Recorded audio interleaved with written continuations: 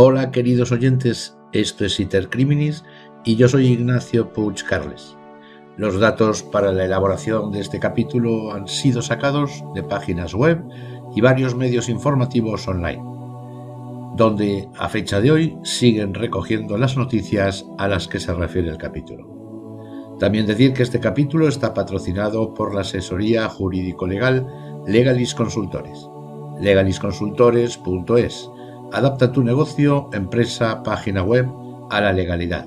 Deja que Legalis Consultores se ocupe de todos tus asuntos jurídicos y dedica tu tiempo a tu propio negocio. Legalis Consultores, servicio en toda España. Hoy vamos a tratar el tema de la asesina de El Pescadito, Ana Julia Quesada. Y con este capítulo damos fin a esta primera temporada de Iter Criminis. En breve volveremos con la segunda temporada. Ana Julia Quesada llegó a España con poco más de 18 años en el año 1991. En su país, República Dominicana, dejó su vida y también a su hija recién nacida, Ridelka. El primer destino de esta joven mulata y exuberante fue un club de carretera cerca de Burgos, donde iban a prostituirla. El último, la cárcel de mujeres de Brieva, Ávila, donde cumple condena de prisión permanente revisable por matar al niño Gabriel, hijo de su pareja, el 27 de febrero del año 2018. La vida en España de esa mujer muestra un reguero de manipulaciones, engaños y víctimas que estaban ocultas hasta el crimen del niño, conocido en Almería como El Pescadito, y cuya desaparición desencadenó la operación Nemo de la Guardia Civil. El club donde Ana Julia aterrizó se llamaba, existe todavía, El Carro, en las afueras del pueblo de Rubén, Burgos. Pero ella no fue una más de las mujeres víctimas de esa explotación sexual. Cuando años después llegó la policía y liberó a 8 mujeres, Ana Julia ya no estaba allí. Un cliente del local, un camionero llamado Miguel Ángel, se había enamorado de ella. Los dos fueron a vivir juntos en diciembre de 1992. Poco después, Ana Julia se quedó embarazada y se casaron. Todo parecía ir bien. Miguel Ángel seguía con el camión y Ana Julia trabajaba en el servicio doméstico y cuidaba de su hija Judith. En 1995, el hombre le propone que traigan a España a Ridelka, que sobrevive con su abuela en una chabola en su país. Ana Julia acepta. 4 meses después de que la niña se instale con ellos en Burgos, el 3 de marzo de 1996, el cuerpo de Ridelka aparece tirado en el patio de luces de la casa. La muerte de su hija. Los policías que acuden ni siquiera pueden interrogar a la madre, que grita y solloza. Ha sido una desgracia. Ridelka se ha caído por la ventana. Nadie repara en qué para sufrir ese accidente. La niña ha tenido que coger una mesita, pegarla a la pared, subirse a ella, abrir la doble ventana del 7º piso que la protegía del frío de Burgos y saltar o caerse. Su cuerpo, además, fue encontrado en el suelo, lejos de la pared, como si alguien la hubiese empujado. Una mujer, amiga de Ana Julia entonces, recordaría luego que aquella madre hablaba de la muerte de su hija como el que cuenta que se le ha roto un plato viejo. La Guardia Civil, que investigará años después el secuestro de Gabriel Cruz, apuntará en 2018 la hipótesis de que fuera la propia Ana Julia la que quitase la vida de aquella menor, pero nadie podrá ya demostrarlo. Después de enterrar a su hija, la mujer siguió casada con Miguel Ángel y trabajando en una carnicería. Ambos tuvieron un golpe de suerte cuando el hombre ganó 93.400 euros en la Bonoloto, pero el dinero solo les duró 4 o 5 años. Luego el marido de Ana Julia empezó a sufrir extrañas fiebres que le hicieron acabar 2 veces en urgencias. Los médicos nunca supieron las causas de aquellas dolencias. Un seguro de vida. Por aquellas fechas, el marido de Ana Julia había suscrito un seguro de vida en la que la beneficiaría del 50% del dinero si él moría siendo su esposa. Finalmente sobrevivió, pero a principios del 2009 su mujer le anunciaba que quería el divorcio. Ya no estaba enamorada de él. Se le acabó el amor, le dijo. El divorcio fue tormentoso y el hombre acabó condenado por acoso y no pudo ver a su hija Judith durante 4 años. Por aquella época, Ana Julia ya había conocido a un hombre viudo y enfermo que tenía un bar en Burgos. Se llamaba Javier y era 16 años mayor que ella. Vivieron juntos 2 años y medio hasta la muerte del hombre.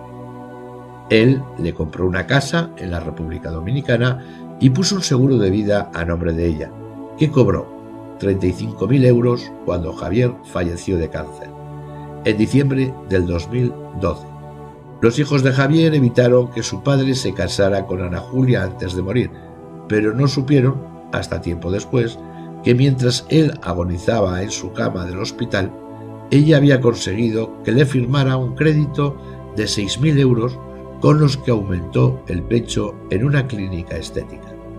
En el tanatorio, la tarde que enterraron a Javier, sus hijos vieron a Ana Julia acompañada de otro hombre mayor, también enfermo. Se llamaba Juanma, y un cáncer de garganta lo mataría en el año 2015. Sus familiares llegaron a denunciar que Ana Julia se llevó 17.000 euros del hombre, de los que una parte fue para hacerse otro retoque de cirugía plástica, siempre con una sonrisa en la boca. Nadie les hizo caso. Antes de la muerte de Juanma, Ana Julia había conocido a otro hombre, más joven, Sergio. Ambos decidieron empezar de cero en Almería. Ana Julia decide entonces deshacerse de su hija Judith, que ya es mayor de edad, y echa de menos a su padre. Llamó a la abogada de su exmarido y le ofreció quedarse con ella. Voy a empezar una nueva vida. Tengo que quitarme las cargas que llevo, le dijo. El PAF blanco. Ana Julia se instaló con Sergio en el Cabo de Gata, donde luego mataría a Gabriel Cruz. El hombre contaría después que ella le convenció para poner solo a su nombre el PAF Black en Las Negras, donde ambos trabajaban. Cuando se separaron, en octubre del 2016, ella se quedó con el PAF y él no vio ni un euro. En la barra de ese bar, Ana Julia conoció a Ángel Cruz, el padre de Gabriel. La Nochevieja de ese mismo año empezaron una relación sentimental. En el septiembre de 2017 ya estaban viviendo juntos. El crío, Gabriel, vivía con su madre y pasaba los fines de semana y la mitad de las vacaciones con su padre, que le adoraba. Gabrielillo, el pescadito, no sentía lo mismo por la novia del papá. ¿Quién es Ana Julia Quezada?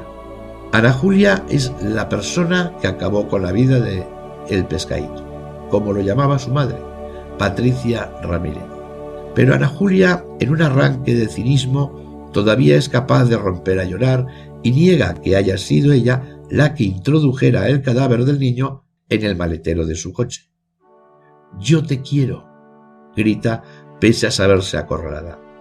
Desde hacía un año, Ana Julia no soportaba al niño, que pesaba 24 kilos y medía 1,30 m. Lo mató pegándole con un hacha en la cabeza y asfixiándolo después. El propio menor le había contado a su madre los continuos roces que tenía con la nueva pareja de su papá. Ana Julia había logrado distanciar al padre y al hijo. La propia Patricia Ramírez se lo contó al juez instructor semanas después de la detención de Ana Julia. Sé que la relación que tenían Gabriel y Ana Julia no eran buenas. Antes, Gabriel y Ángel tenían una relación más estrecha. Gabriel hasta se había quejado alguna vez de la pareja de su padre. Ana Julia Quezada fue capaz de sostener una mentira que solo tocó a su fin cuando decidió mover el cadáver del niño. Tiene una mente fría y calculadora, explica Ana Gutiérrez Salegui, psicóloga forense del Instituto de Probática e Investigación Criminal, quien ha analizado el perfil psicológico de la acusada. Ana Julia veía a Gabriel como un estorbo en su relación con Ángel. Añade Gutiérrez Salegui. Sentía celos hacia el menor por robo de atención.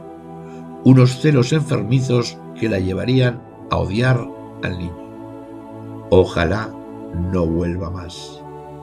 Ojalá no vuelva más, le dijo Gabriel a su padre la última vez que Ana Julia viajó hasta Santo Domingo, capital de la República Dominicana. Espero que se quede allí. Ana Julia se había marchado sola porque su novio le había dicho que no podría ir con ella de vacaciones hasta su país natal. Ángel argumentó que en las fechas que le propuso viajar le tocaba quedarse con su hijo. Los investigadores siempre han pensado que Ana Julia pudo actuar movida por ese resentimiento. Gabriel Cruz desapareció el 27 de febrero de 2018 en Las Hortichuelas, una pedanía también de Níjar y a 5 kilómetros de Rodalquilar. Ese día, sobre las 15:30 horas, le dijo a su abuela y a Ana Julia que iba a jugar a la casa de otros niños, nietos de una prima hermana de la mujer, según la instrucción del juez Rafael Soriano.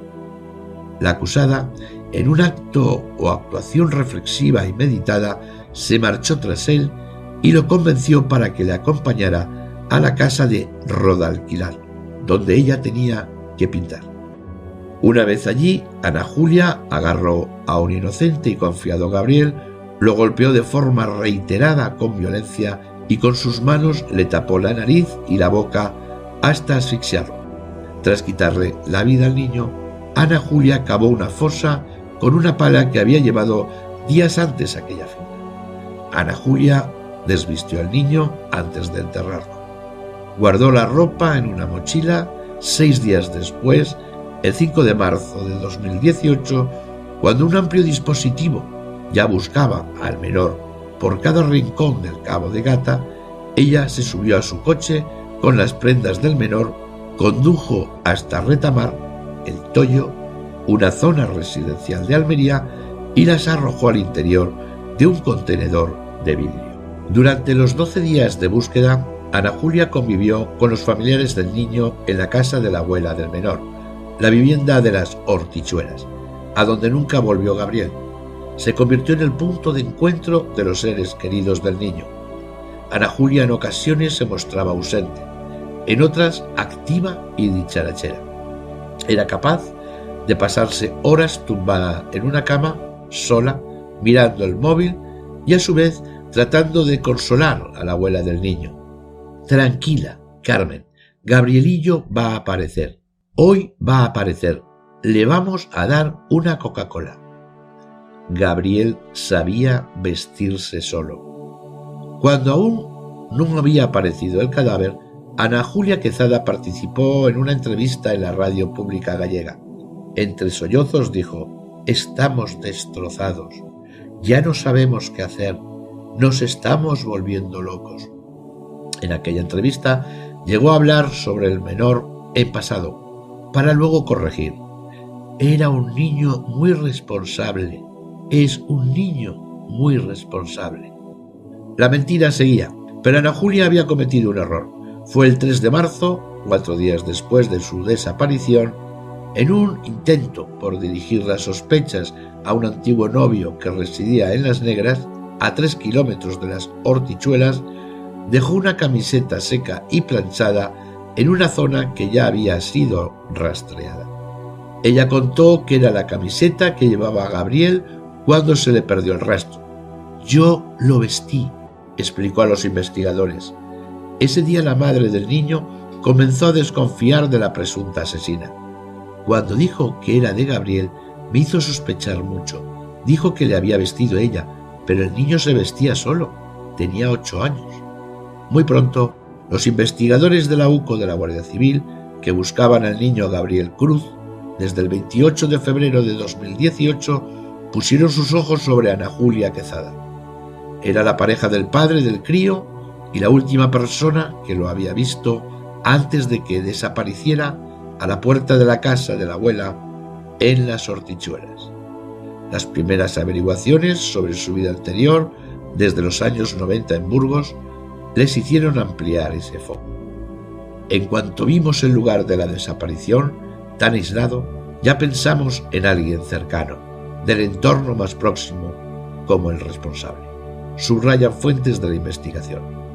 Ana Julia fue casi la primera opción para la Guardia Civil, pero los agentes no sabían si se trataba de un secuestro o de un asesinato, si la mujer podía haber actuado sola o con la ayuda de algún cómplice. De hecho, la insistencia de Quezada en que la recompensa por encontrar al niño, 10.000 euros, era escasa y su propuesta de triplicarla hizo pensar que Gabriel estuviera retenido vivo en algún sitio, pero para eso Ana Julia necesitaría la ayuda de otra persona. Posición privilegiada. La mujer estaba siempre en las búsquedas, junto a su pareja, el padre de Gabriel. Hacía declaraciones, consolaba al padre y hasta le daba las pastillas para dormir aquellas noches. Tenía información casi directa de todas las investigaciones. Sabía casi todo lo que hacíamos, bien porque estaba allí, bien porque luego se lo sonsacaba al padre de Gabriel, subrayan fuentes del caso. Fue entonces, según explican a El Periódico, cuando la UCO dio un paso arriesgado.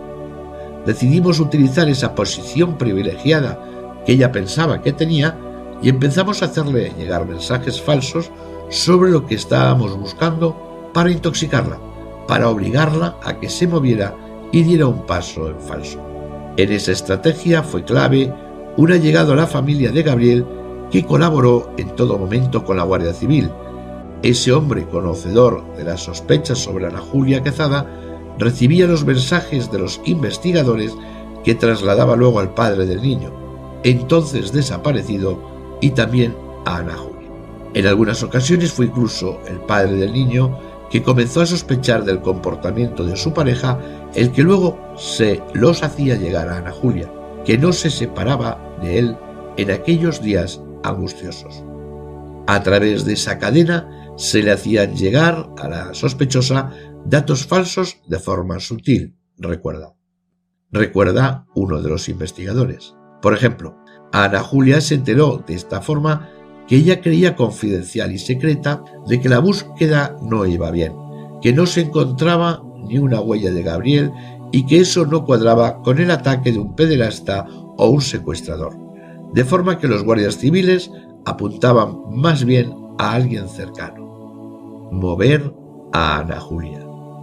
Los guardias civiles de la UCO tenían luego la ventaja de comprobar cómo reaccionaba Ana Julia a sus mensajes distorsionados, porque tenían pinchado su teléfono y escuchaban lo que decía, sobre todo cuando llamaba a un hombre de la República Dominicana llamado Miguel Ángel. Esos días trató de colocar el foco sobre la madre de Gabriel. Afirmó a un amigo que la odiaba mucha gente y que debía dinero. Escuchando esas reacciones, los investigadores podían modular su estrategia y enviar nuevos mensajes por ese sistema a la sospechosa. La idea era que se moviera, obligarla a hacer algo que la delatase. Se consiguió muy pocos días después. El 3 de marzo del 2018, Ana Julia convenció a Ángel, el padre de Gabriel, para salir a buscar por su cuenta el rastro del niño en un paraje alejado y que ya había sido registrado. La mujer se separó del padre unos minutos y volvió con la camiseta blanca que llevaba el crío y que ella había guardado después de matarlo. Aseguró que la había encontrado allí y se había caído y hecho daño en un tobillo. Ana Julia y Ángel acudieron nerviosos al puesto de control con la camiseta de Gabriel. El caso tomaba un nuevo rumbo. Al niño le habían secuestrado y se lo habían llevado hombres desconocidos, pederastas. Le habían quitado la ropa. El padre tuvo que ser atendido por una crisis de ansiedad. Ana Julia aseguró estar muy nerviosa y un voluntario de la Cruz Roja le tomó la tensión arterial. Sorprendentemente la tenía perfecta, sin alteraciones. Las pesquisas se centraron en Ana Julia Quezada tras el hallazgo de la camiseta. Además, la camiseta había aparecido muy cerca de la casa donde vivía la anterior pareja de Ana Julia, un hombre con el que llegó a Almería desde Burgos y con el que tampoco había terminado bien. Ese paso en falso acabó de convencer a los guardias civiles de que Ana Julia sabía dónde estaba el niño, vivo o muerto. Pasaron otros 8 días en los que siguió funcionando esa cadena de mensajes que se le hacían llegar a la mujer. Había que recuperar a Gabriel, y el 11 de marzo acudió a la finca de Rodalquilar, donde lo había matado y enterrado. Entonces ya tenía en su coche canarios, es decir, micrófonos, colocados por la Guardia Civil, y varios agentes la seguían y la iban escuchando en directo. La vieron desenterrar algo, el cuerpo del crío, y la siguieron. En ese trayecto Ana Julia Quezada murmuraba su ira y su odio hacia el pequeño. ¿No quieren un pez? Les voy a dar un pez por mis cojones. Con el cuerpo del niño en el maletero se aproxima a un vertedero y también a un acantilado. Masculla la idea de llevarlo a un invernadero. Los guardias civiles la siguen y finalmente ya en Vícar la acorralan y la detienen. El teniente de la UCO, que llevó las investigaciones, solicitó que se confeccionaran diligencias policiales y recogiera declaración a los conocidos de la procesada en Burgos, su anterior residencia, y con la información recabada les permitió hacer un perfil de ella como una persona fría, totalmente materialista y calculadora. Nos llegaron a decir en Petit Comité que sus 2 matrimonios habían sido por dinero. Siempre buscamos a un niño vivo, y ella alentaba que estaba vivo, raptado y que iba a aparecer. Ha dicho para concluir que su sensación es que la acusada no esperaba que se produjera el mayor despliegue de búsqueda de una persona por instituciones del Estado y que tuviera la repercusión que tuvo. La intensificación del impacto mediático y social retrasó su idea y trastocó todos sus planes. Finalmente, y tal como comentamos, fue sentenciada a cadena de prisión permanente revisable. Y hasta aquí el final de este capítulo. Espero que os haya parecido interesante y esperemos que también os haya gustado. Quiero que me sigáis, a ser posible, en las distintas plataformas de podcast como Spotify, iVoox, Google Podcast, etc. Con este capítulo se termina la primera temporada de Intercriminis y en breve volveremos con nuevos casos que esperemos os gusten. Un cordial saludo y hasta muy pronto.